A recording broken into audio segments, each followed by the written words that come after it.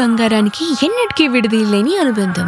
పెళ్ళే కాదు, మా ఇంట్లో ఏ శుభకార్యమైనా బంగారంతో మొదలవ్వాల్సిందే. అయితే నా పెళ్లి ఆభరణాల విషయంలో ఒక్కొక్కరిది ఒక్కో చాయిస్. నాకు యాంటిక్ జ్యువెలరీ అంటే చాలా ఇష్టం. చెల్లికి డైమండ్ జ్యువెలరీ నచ్చుతుంది. అమ్మ టేస్ట్ పక్కా ట్రెడిషనల్, నాన్నేమో పక్కా commercial. Best price, quality and service కావాలంటాడు. ఇక నానమ్మ అయితే తన పాత బంగారానికి 100% బైబ్యాక్ కావాలంటుంది. అయినా నో టెన్షన్. మా అందరి అభిరుచులకి ఏకైక ఎంపిక మానేపల్లి జ్యువెలర్స్. తరతరాలుగా తరగని స్వర్ణ బంధాలు మన మానేపల్లి జ్యువెలర్స్. అట్లా మీకు ఇన్స్టెంట్ గా నచ్చేసింది మీకు? ఓకే. సో మరి అంటే మీకు యాక్టింగ్ అనేది చిన్నప్పటి నుంచి ఒక ప్యాషన్ అయినా లేకపోతే మధ్యలో ఏదైనా వచ్చింది అట్లా? అది కొంచెం కొంచెం పెరుగుతూ వెళ్ళింది సార్. అంటే చిన్నప్పుడు నేను చాలా స్పోర్ట్స్ ఆడేవాడిని. స్పోర్ట్స్ తప్ప నాకు మిగతా ప్రపంచం తెలియదు. అవునా?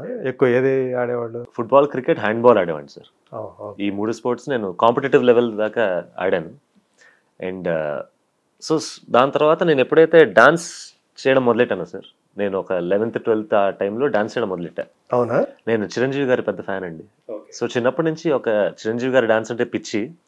కానీ స్టార్ట్ చేయడం అనేది 10th 11th క్లాస్లో అలా క్లాస్ అంటే ఒక క్లాసులకు కాదు, యూట్యూబ్లో చూసి నేర్చుకోవడాలు ఉంటాయి కదా సార్, ఇన్స్పైర్ అయ్యి. సో అలా పర్టికులర్ గా ఎక్కడ డాన్స్ అనేది నేర్చుకోలేదు. సో ఈ చూసి ఇన్స్పైర్ చేసుకోవటమే. అది స్టార్ట్ అయ్యి నేను కాలేజ్లో పర్ఫార్మెన్స్లు ఇవ్వడం మొదలెట్టాను సార్. సో చిన్నప్పటి నుంచి సినిమా పిచ్చి ఉండేది. కానీ ఎప్పుడైతే డాన్స్ చేయడం మొదలెట్టానో నాకు ఆ అటెన్షన్ నచ్చింది. ఓకే. ఎప్పుడైతే స్టేజ్ మీద ఉండడం నచ్చింది, జనాల ముందు పర్ఫామ్ చేయడం నచ్చింది. సో ఇవన్నీ కొంచెం కొంచెం ఇంక్రిమెంటల్గా పెరుగుతూ పోయి I wanted to try out acting. Okay. యాక్చువల్గా అయితే ఇంట్లో అంతా ఇప్పుడు మ్యూజిక్ అంతా కూడా అదే కదా, ఆ వాతావరణం ఉన్నప్పుడు ఇటు యాక్టింగ్ సైడ్ ఆ ఇంట్రెస్ట్ కలగడం అనేది ఒక విశేషం అని చెప్పాలి. ఇంకోటంటే కొంచెం నేను ఇది కూడా ఆలోచించా, ఇంకా అందరు సింగర్లు అయితే ఎలా ఫ్యామిలీలో సింగర్ కొడుకు సింగర్ అవ్వాలా, అదే. అండ్ సో నేను అందుకని డాన్స్ మొదలెట్టా. అంటే మీ సిస్టర్కి అటువైపు ఇంట్రెస్ట్ ఉందా? సింగింగ్ నేర్చుకుంది సార్ సిస్టర్. కొంచెం హిందుస్థానీ ఒక 2-3 years నేర్చుకుంది. కానీ తను ఎప్పుడు ప్రొఫెషనల్గా చేయాలి అని అనుకోలేదు. ఇండస్ట్రీకి రావాలి లేకపోతే సింగింగ్ ద్వారా డబ్బులు సంపాదించాలని ఎప్పుడు అనుకోలేదు. నేను కూడా నాకు మ్యూజిక్ అంటే చాలా ఇష్టం. పాటలు పాడతారా? అంటే హాబీలా సార్. నేను గిటార్ వాయిస్తాను సార్. అవునా? గిటార్ వాయిస్తాను నేను. సో అది ఎప్పుడు నేను చాలా పర్సనల్గా ఉంచుకున్నాను, సింగింగ్ అండ్ గిటార్. అంటే నేను పాడుకోవడానికి లేకపోతే నా ఫ్రెండ్స్తో పాడుకోవడానికి కానీ ప్లేబ్యాక్ సింగింగ్ నాకు తెలిసి one of the toughest things sir. అంటే ప్రొఫెషనల్గా అనుకోలేదు. అండ్ నేను ఒకవేళ చిన్నప్పటి నుంచి సాధన చేస్తుంటే అప్పుడు మేబీ అయ్యేవాడిని ప్లేబ్యాక్ సింగర్. కానీ అది చిన్నప్పటి నుంచి ఉండాలి సార్ ఆ ట్రైనింగ్. అంటే మామూలుగా అయితే అమ్మ మేము మీ చేత పాడించడం ఇట్లాంటిది చేసేవాడు. ఇప్పుడు ఫోర్స్ చేయలేదు సార్. అంటే మమ్మీ ఏంటంటే నీకేం చేయాలని ఉందని అడిగేది. ఓకే. అండ్ మేము ఫ్రాంక్గా అప్పుడైతే నేను నాకు ఆడుకోవాలని అని మాత్రం చెప్పేవాడిని. సో నన్ను ఎప్పుడు పుష్ చేయలేదు, ఈ క్లాసులకి వెళ్ళు ఆ క్లాసులకి వెళ్ళు అనేది. నా అంతటా నాకు డాన్స్ ఇంట్రెస్ట్ కాబట్టి నేను స్టార్ట్ చేశాను. ఓకే. అండ్ అలా సినిమా పిచ్చి, డాన్స్ అటెన్షన్ నచ్చడం వల్ల యాక్టింగ్ మీద కూడా కొంచెం ఇంట్రెస్ట్ స్లోగా పెరుగుతూ పోయింది. ఓకే. సో మమ్మీతో ఫ్రాంక్గా మాట్లాడుకునే వాళ్ళం మీ ఇద్దరం, ఏ ఏజ్లో ఎంత ఎడ్యుకేషన్ కంప్లీట్ చేసిన తర్వాత దీనికి అటెంప్ట్ చేయొచ్చు. సో డిగ్రీ దాకా నేను చదువుకున్నాను. అంటే మీరు ఏ వయసులో ఉన్నప్పుడు తను మీకు సింగిల్ పేరెంట్గా అయ్యారు? ఏ వయసులో? అది నేను 7th క్లాస్. ఓకే. చెల్లెలు నాకంటే 4 ఏళ్ళు చిన్న. సో 3వ క్లాస్. ఓకే. సో స్కూల్ టైంలో నేను ఒకసారి చెప్పా నేను యాక్టర్ అవుతా అంటే, అప్పుడు కాళ్ళు ఎరగొడతా అని చెప్పింది. ముందు చదువు ఫినిష్ చేయాలి. సో డిగ్రీ దాకా నేను చదివి డిగ్రీ తర్వాత ఎక్కడికో వెళ్దాం అనుకున్నా, కానీ కరోనా వల్ల ఇండియాలో ఉండాల్సి వచ్చింది. అప్పుడు నేను చాలా మందిని కలుస్తూ ఉన్నా, అంటే ఒక రైటర్స్ నుంచి, నా ఏజ్ గ్రూప్లో అస్పైరింగ్ డైరెక్టర్స్ నుంచి, మమ్మీకి తెలిసిన కొంతమంది కనెక్షన్స్, అలా కలుస్తూ శేఖర్ గారిని కలవడం అయింది. ఓకే. అప్పటి నుంచి అది చెప్పలేను, అంటే ఎలా అయిందో చెప్పలేను సార్. అంటే సడన్ గా అయిపోయిన. అమ్మ ఏమన్నారు ఇట్లా? నేను అంటే ఫస్ట్ తెలుసు అమ్మకి మీరు కథలు వింటున్నారు ఇట్లా కూర్చొని? అంటే ప్రతి స్టేజ్ లో అమ్మకి నేను క్లారిటీ ఇస్తూనే ఉన్నాను. నేను ఎప్పటికప్పుడు అప్డేట్ చేస్తున్నారు? చేయాలి సార్, చేయాలి. ఎందుకంటే 25 years నుంచి ఆవిడ కూడా షాక్ లాగా ఉండకుండా అసలు, లేకపోతే సడన్ గా నేను సినిమా చేస్తున్నానంటే కుదరదు అంటుంది. అండ్ మమ్మీకి ఈ ఇండస్ట్రీ ఎంత కష్టమో తెలుసు. And being a dubbing artist, తను యాక్టర్స్ ఎలా ఉండాలి, యాక్టర్స్కి ఉండాల్సిన క్వాలిటీస్ ఏంటి, ఇవన్నీ కూడా ఆవిడకి బాగా తెలుసు. సో ఫస్ట్ నేను చేయాల్సిందంటే అమ్మగారికి ఒక రకమైన కాన్ఫిడెన్స్ ఇవ్వాలి, నేను ఇండస్ట్రీకి కరెక్టా కాదా అని. అది ఎలా చేయాలని ఆలోచిస్తున్నప్పుడు నేను యాక్టింగ్ క్లాసులు తీసుకున్నా. ఒక రకమైన క్రాఫ్ట్ బిల్డ్ చేసుకోవాలని, స్క్రీన్ మీద న్యాచురల్గా కలపడానికి ఎలాంటి క్రాఫ్ట్ చేయాలి అలానే నేను ఉత్తేజ్ గారి దగ్గర ట్రైన్ అయ్యాను మయూకా ఇన్స్టిట్యూట్లో. 2.5 months ఆయన దగ్గర. అండ్ జాయిన్ అయ్యే ముందు నాకు తెలుసు ఆయన ఎలాంటి ఆర్టిస్ట్. నాకు చాలా ఇష్టం ఉత్తేజ్ గారు. One of the most natural actors అనిపిస్తారు. అండ్ 2.5 months యాక్టింగ్ నేర్చుకోవచ్చా అని చాలా మంది అడిగారు. నేను అంటే అది 1 year నేర్చుకునేది కాదు, 2 months నేర్చుకునేది కాదు, అది రోజు నేర్చుకుంటూనే ఉండదు. సెట్ మీదకి వెళ్ళిన తర్వాత కూడా ఎవ్రీ డే రోజుల్లోనే మనం నేర్చుకోవచ్చు. మనకు వంట పడితే అది లోపల కొంత ఉండాలి. ఒక చిన్నప్పటి నుంచి అప్బ్రింగింగ్ కానీ మన తిరిగే ఎన్వైరన్మెంట్ లో కానీ చాలా నేర్చుకుంటాం తెలియకుండా. సో అక్కడ పర్సన్ టు పర్సన్ డిఫరెంట్ వస్తుంది.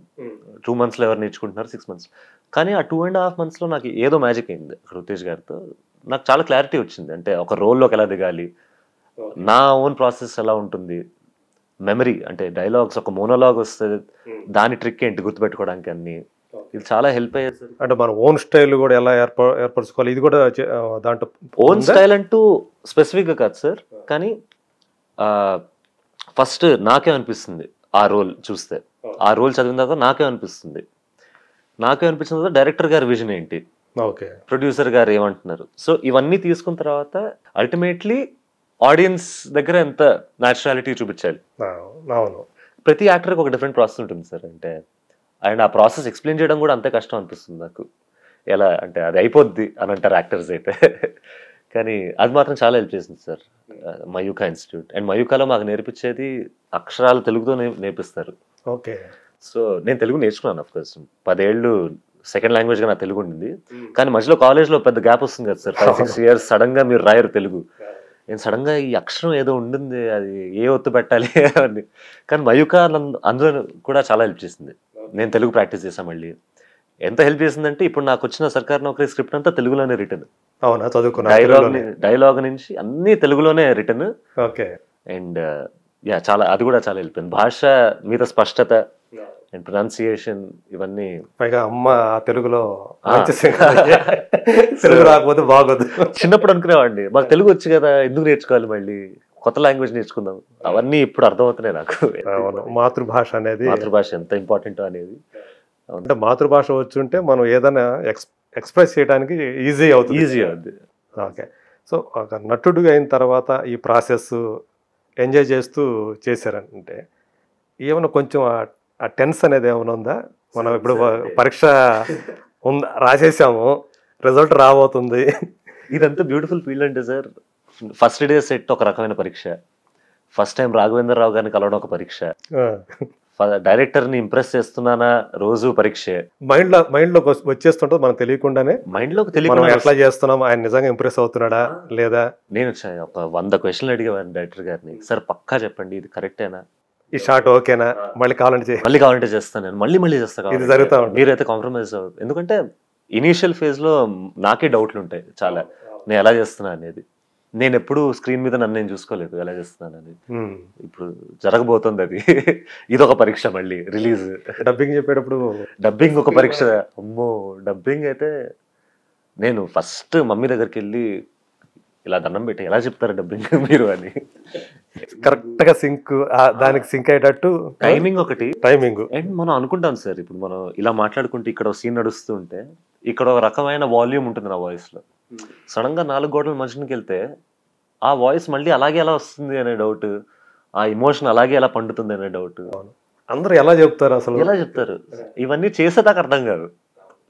అంటే డబ్బింగ్ ఆర్టిస్ట్ అంటే ఒక ప్రొఫెషనల్ గా చెప్పేసుకుంటా పోతారు, కానీ వాళ్ళు అక్కడ చెప్పాలి, షార్ట్ లో చెప్పాలి, ఇక్కడ మళ్ళీ డబ్బింగ్ అప్పుడు కరెక్ట్ గా దానికి ఆ టైమింగ్ తోటే చెప్పాలి. అదే ఎమోషన్ పండాలి, అదే ఎక్సైట్మెంట్ ఉండాలి. ఒక ఎక్సైట్మెంట్ సీన్ అంటే ఏడుపు సీన్ అయితే అదే. So you're acting twice basically, 2 సార్లు యాక్టింగ్ చేయాల్సిందే. డబ్బింగ్ చెప్పడం సో ప్రతి దగ్గర ఒక పరీక్ష ఉంది. సో మనల్ని మనం ఛాలెంజ్ చేసుకుంటూ పోవాలి. That is the beauty of the industry అనిపిస్తుంది నాకు. సో అది కొంచెం టఫ్ అనిపించిందా డబ్బింగ్ చెప్పేటప్పుడు? అయితే ఒప్పుకుంటా సార్, టఫ్. ఎన్ని రోజులు పట్టింది మీకు? నేను 1 week లో చెప్పేసాను సార్. 1 week. ఓకే. ఫస్ట్ రోజు ఎన్ని సీన్లు ఉంటాయి మీ మీద? అంటే కౌంట్ తెలియదు సార్ ఎగ్జాక్ట్ గా. 70+ అనుకుందాము సినిమా మొత్తం మీద. 70-80 మధ్యలో మామూలుగా ఉంటాయి. 70-80 అంటే నాది ఒక 50 అయితే ఉంటాయి సార్ ఈజీ. ఈజీగా. అంటే ఎందుకంటే అంటే ఆ 50 scenes 7 days లో చెప్పేశారు. 7 days 8 days. ఓకే. కానీ కష్టం సార్. కష్టం కానీ చాలా ఎంజాయ్ చేశాను డబ్బింగ్ కూడా. అండ్ కొంతమంది తెలుగు వచ్చినా కూడా డబ్బింగ్ కి ఆర్టిస్టులకి వదిలేసి అందు గురించి. కానీ అక్కడ కూడా హీరోయిన్ గారిని మెచ్చుకోవాలి సార్. ఎందుకంటే హీరోయిన్ తెలుగు అమ్మాయి కాదు, అంటే పుట్టి పెరిగింది ఇక్కడే అయినా వాళ్ళ ఫ్యామిలీ అంతా తమిళ్. ఓకే. కానీ తను తెలుగు నేర్చుకుని తను రాస్తుంది చదువుతుంది, డబ్బింగ్ కూడా తనే చెప్పారు. నాకు భాష తెలిసి ఎన్ని కష్టాలు పడుతున్నాను నేను, ఆవిడ కాకపోయినా కానీ really appreciate her. Mother tongue Tamil అయినా కూడా నేర్చుకో. మదర్ టంగ్ తమిళ అయినా డబ్బింగ్ కూడా ఎంత. అండ్ మళ్ళీ ఇందులో ఒక తెలంగాణ యాస ఉంది సార్. ఓకే. నార్మల్ తెలుగు కాదు, తెలంగాణ ఒక చిన్న యాక్సెంట్ టచ్ ఉంది. అది కూడా అప్లై చేసి డబ్బింగ్ చెప్పడం అనేది భాష తెలియనప్పుడు చాలా కష్టమైన పని. చాలా అప్రిషియేట్ చేయాలి. సో ఇలాంటి టిపికల్ సబ్జెక్ట్లో ఫస్ట్ టైం చేస్తూ మరి ఆ రొమాంటిక్ సీన్స్ కానీ ఆ ఇంటిమేట్ సీన్స్ కానీ ఆ చేసేటప్పుడు కొంచెం ఇబ్బంది పడ్డారా? రొమాంటిక్ సీన్స్ ఉంటాయని ఎప్పుడైతే తెలిసిందో నాకు, అప్పటి నుంచే నా మైండ్లో ప్రిపరేషన్ మొదలైంది సార్. ఎలా అంటే ఆక్వర్డ్గా ఉండకూడదు, లేకపోతే అంటే ఎప్పుడు కూడా స్క్రీన్ మీద అది కనపడకూడదు, నేను హెసిటేట్ అవుతున్నానా అనేది, బిగుసుకుపోకూడదు.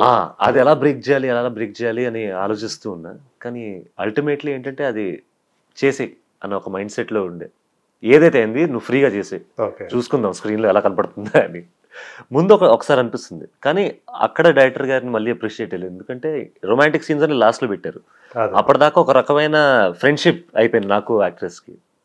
సో ఆ ఫ్రెండ్షిప్ అయిపోయేసరికి మేము జోకులు వేసుకుంటూ ఎలా కొన్ని సీన్స్లో అయితే ఎమోషనల్ సీన్స్, అప్పుడు మేము ఏడుస్తున్నాం ఆ సీన్లో. కట్ అనగానే మేము నవ్వుతున్నాం, అండ్ మళ్ళీ యాక్షన్ అనగానే మేము ఏడుస్తున్నాం. సో అలా అయిపోయింది ఆ బాండ్. అంత ప్రొఫెషనల్స్ అయిపోయారు అప్పుడే. అంతే కదా, అది ఇప్పుడు ప్రొఫెషనల్ అనిపిస్తుంది నాకు. కానీ స్క్రీన్ మీద కెమెరా స్టార్ట్ అవడం తోటే ఆ సీన్ లోకి వెళ్ళిపోవడం అవడం తోటి వాళ్ళు మామూలుగా గ్లిసరిన్ హెల్ప్ చేసింది. కానీ సో